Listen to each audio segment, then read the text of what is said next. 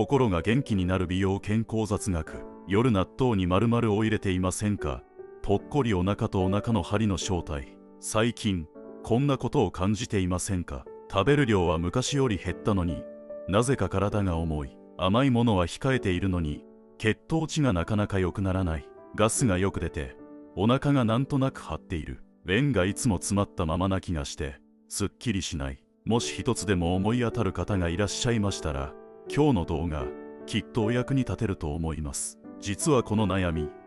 食べ過ぎや年齢のせいだけではない可能性があるんですよね。更年期で乱れやすくなる腸が深く関係しているかもしれないんです。そして今その腸を整える方法として注目されているのが夜納豆。でも実は毎日なんとなく食べているだけではもったいないかもしれないんです。後半では皆さんがいつも納豆に足しているあの食材についてもお伝えしていきます。実はいいことばかりじゃないかもしれないんです。気をつけたい盲点があるんですよね。良かれと思ってしていることが逆効果になっているということもありますので、ぜひ飛ばさずに最後まで見ていってくださいね。何を入れると逆にお腹の不調につながりやすいのか、後半でしっかりお伝えしていきますね。腸内フローラと更年期の関係。まず腸と血糖値の意外な関係についてお伝えしますね。私たちの腸の中には500種類から1000種類もの腸内細菌がなんと100兆個以上も暮らしていると言われています。この細菌たちがびっしりと並んでいる様子がまるで腸の中にお花畑が広がっているように見えることから腸内フローラと呼ばれています。理想的なバランスは善玉菌が2割、悪玉菌が1割、どちらにも属さない日和見菌が7割と言われています。善玉菌が多い時は日和見菌も善玉菌の味方になってくれるんです。更年期を迎えて女性ホルモンのエストロゲンが減ってくると腸内の善玉菌も一緒に減りやすくなると言われています。善玉菌が減ると腸内フローラのバランスが崩れて悪玉菌が増えやすい状態になってしまいます。悪玉菌が増えると何が起きるかというと、腸の蠕動運動が鈍くなって便通が悪くなるだけでなく血糖値のコントロールにも影響が出やすくなる可能性があると言われています。そしてかなり大事なポイントなんですが、更年期世代のぽっこりお腹って脂肪だけが原因とは限らないんです。腸の中に溜まったガスや腸の動きの低下が関係していることもあると言われています。しかも女性は男性より腸が長く、更年期以降は筋力も落ちやすいためガスが排出されにくくなってお腹が張りやすくなることがあると言われています。太ったわけでもないのに下っ腹だけぽっこりするという感覚、もしかしたらガスが溜まっているサインかもしれないんですよね。なぜ納豆が腸に良いのか、なぜ納豆が腸内環境を整えると言われているかわかりますか？実は納豆ただの大豆ではないんですよね。発酵することで大豆にはほとんど含まれていなかった成分まで新しく生まれると言われているんです。それは納豆菌です。この菌とても生命力が強くて胃酸をくぐり抜けて生きたまま腸まで届くと言われているんです。腸に届いた納豆菌が善玉菌をサポートして腸内フローラのバランスを整えてくれます。そして次は食物繊維です。1パックに約 3g 含まれていて、しかも水溶性と不溶性が腸活に理想的なバランスで入っているんです。善玉菌の餌になりながら腸の蠕動運動も助けてくれます。実はこの水溶性食物繊維が糖の吸収をゆっくりにして食後の血糖値の急上昇を穏やかにしてくれる大切な役割も持っているんですよね。そして更年期世代の女性に特に知っていただきたい成分が2つあります。1つは大豆イソフラボン。女性ホルモンのエストロゲンに似た働きをすると言われていて、更年期世代の女性に特に注目されている成分なんですよね。もう一つは発酵によって生まれるビタミン K2、カルシウムを骨に届けるサポートをしてくれると言われていて、骨密度が気になり始める更年期世代にはとても大切な栄養なんです。さらに肌や髪、巡りが気になり始める世代にとって嬉しい成分も詰まっているんです。若々しさをサポートすると言われる成分も含まれていて、更年期世代の女性に注目されているのも納得ですよね。これだけの成分が1パック数十円の食品に詰まっているんです。夜納豆が正解な理由。メインポイントです。さて、今日一番お伝えしたいことがここです。あなたは今、納豆をいつ食べていますか？夜に食べるといいという話、どこかで聞いたことがある方もいらっしゃるかもしれません。でも、なんとなく夜に食べているのと、なぜ夜に食べると体にいいのかを理解して食べているのとでは、意識が全く違うんですよね。ただ夜に食べればいいだけなのか、それとも、食べるタイミングや体の仕組みを知った上で取り入れることが大切なのか。実は、その、なぜを知っているかどうかで、続けやすさも、実感の出やすさも変わってくると言われています。では、なぜ夜に食べると良いと言われているのか。理由は3つあります。1、ナットキナーゼの効果時間。ナットキナーゼの血液サラサラ効果は、摂取後7時間から8時間ほど続くと言われています。眠っている間は水分が失われやすく、血液がドロドロになりやすい時間帯でもあります。夕食に納豆を食べておくことで、眠っている間も体の中でナットキナーゼが静かに働き続けてくれています。2、若返りホルモンとの関係。納豆に含まれる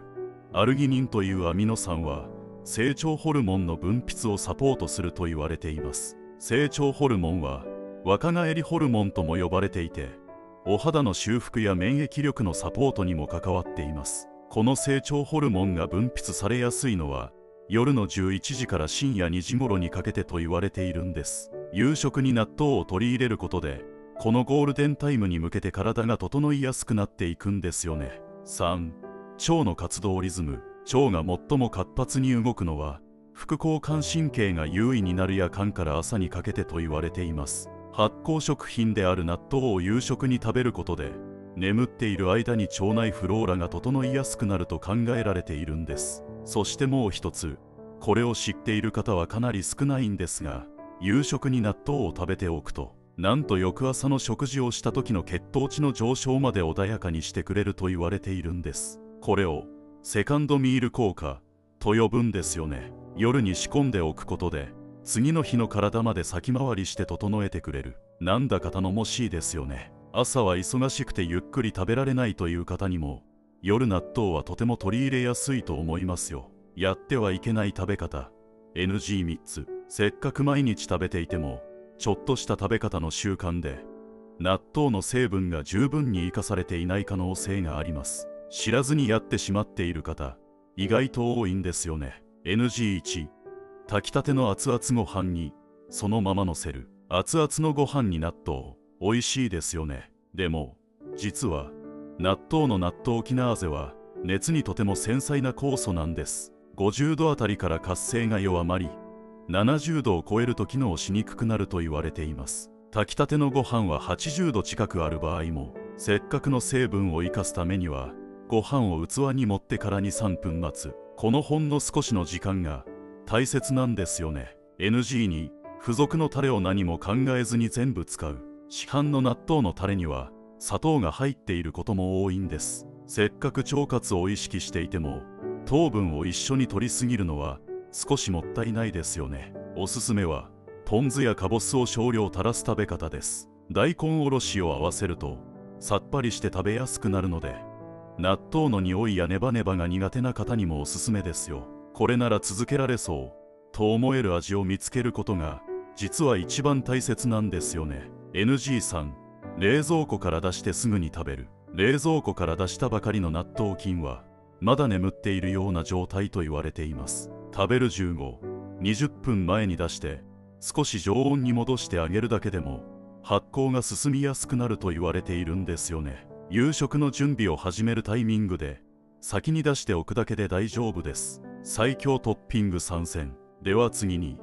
納豆の効果をさらに引き出してくれるおすすめのトッピングを3つご紹介します。全部載せなくていいので気に入ったものから試してみてくださいね。1、お酢、リンゴ酢、黒酢、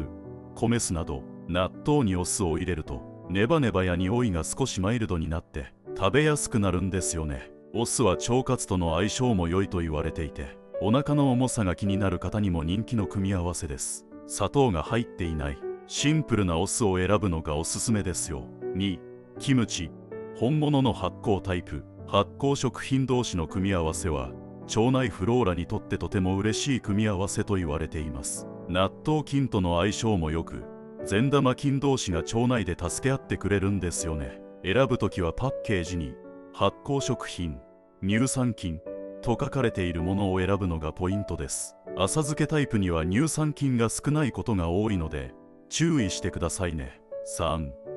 ネギ。なぜ納豆にネギを入れるのかご存知でしたか？実はネギには善玉菌の餌になりやすいオリゴ糖や巡りをサポートすると言われる成分が含まれていて、納豆との相性がとても良いと言われているんです。だから昔から納豆にネギを入れる食べ方が親しまれてきたんですよね。だけど実はここに少し落とし穴もあるんです。更年期世代のぽっこりお腹は脂肪だけではなく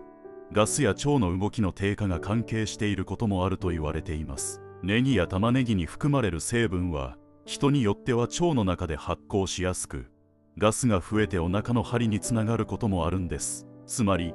腸にいいと思って毎日入れていたら逆にお腹がパンパンになっていたというケースもあるかもしれないんです。ネギが悪いわけではありません。体質によって合う合わないがあるので、まずは少量から試してみてくださいね。もし外出先で急にお腹が張って苦しくなってしまった時、どうすればいいのか気になる方もいらっしゃいますよね。そんな時はまずゆっくり深呼吸してお腹を締め付けすぎないことが大切なんです。早食いや空気を飲み込みながら食べる癖でもガスが溜まりやすくなることがあるんです。また座りっぱなしより少し歩いたり軽く体をひねるだけでもガスが動きやすくなることがあると言われています。太ったと思って焦るより、まずはガスが溜まっていないかなと考えてみることも大切なんですよね。ぽっこりお腹の正体がガスだとわかるとちょっと気が楽になりませんか？今日からのルーティンでは最後に今日からすぐに始められる夜納豆ルーティンをまとめますね。ステップ1、夕食の準備を始めるタイミングで冷蔵庫から納豆を出す。ステップ2、ご飯を器に盛ったら2分から3分待つ。ステップ3、付属のタレの代わりにポン酢かかぼすをひとたらし、お好みで大根おろしも。ステップ4、お好みでキムチかオリーブオイルをトッピング。ステップ5、夕食の一口目に食べる。これだけです。難しいことは何もありません。一つだけ大切なことをお伝えしますね。納豆は多くの方にとって体に優しい食品ですが、いくつか知っておいていただきたいことがあります。まず量についてです。今日は夜がおすすめとお伝えしましたが、朝や昼に食べていただいても問題はありません。1日にパックまでなら大丈夫とされていますが、それ以上は大豆イソフラボンなどの成分が過剰になりやすいので、1、2パックを目安にしてくださいね。また、過敏性腸症候群 IBS の方は少し注意が必要です。納豆に含まれるオリゴ糖が腸内で発酵しやすく、ガスが増えたりお腹の張りが強くなることがあると言われています。食べ始めて調子が崩れると感じる方は、量を減らすか一度控えてみてくださいね。ワーファリンなど血液に関わるお薬を服用中の方は、納豆に含まれるビタミン K が薬の働きに影響することがありますので、必ずかかりつけのお医者様に確認してからにしてくださいね。まず3日間試してみてください。お腹の張りやガスが少し落ち着いてきたという感覚が出てくる方が多いようです。1週間続けると朝のお腹の重さや起き上がった時のだるさがじんわり変わってくるかもしれません。そして1ヶ月後にはむくみや体の軽さにこれまでとは違う変化を感じていただけたら嬉しいです。そして1ヶ月続けた時、体の変化をぜひ感じてみてください。腸は第二の脳とも呼ばれています。腸が整うと体も心もなんとなく軽くなっていくような感覚を持てる方が多いんですよね。毎日の小さな選択があなたの腸内フローラのお花畑を少しずつ美しく整えていってくれます。今後も更年期女性の悩みを和らげ、心が元気になる美容健康雑学をお伝えしていきます。今日の動画がためになった、良かったと思っていただけたら、ぜひ高評価とチャンネル登録していただけるととっても嬉しいです。また次の動画でお会いしましょう。